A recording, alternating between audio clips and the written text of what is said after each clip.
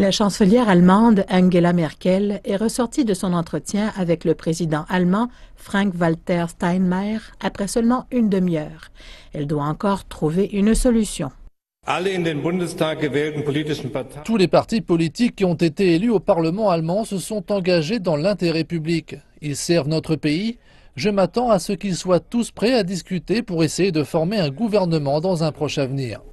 Réflexion d'une autre élection qui fut décevante, du moins jusqu'à ce que toutes les options possibles soient explorées. Avant même que les résultats des élections de septembre aient été comptés, il y avait l'apparition d'une coalition jamaïque.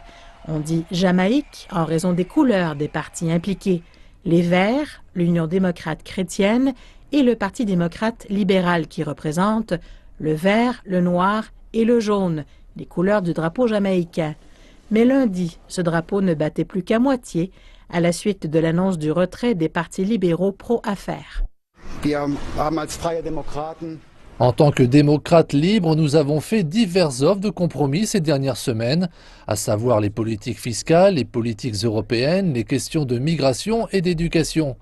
Parce que nous savons que la politique vit de l'équilibre et qu'avec seulement 11%, on ne peut pas dicter le cours d'une république tout entière.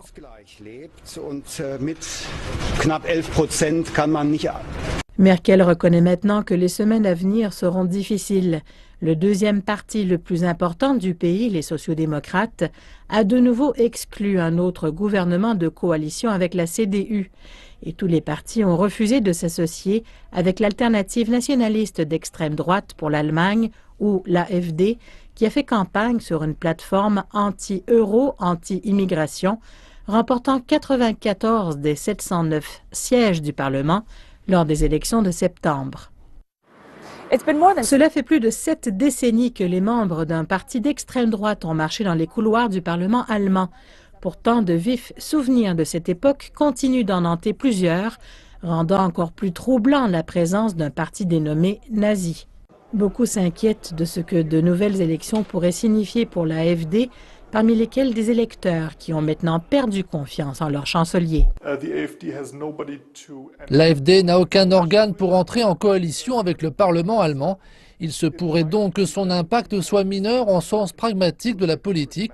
D'un autre côté, il pourrait voir les règles de procédure et essayer de bloquer le Parlement et ses progrès, ce qui pourrait avoir un effet à long terme.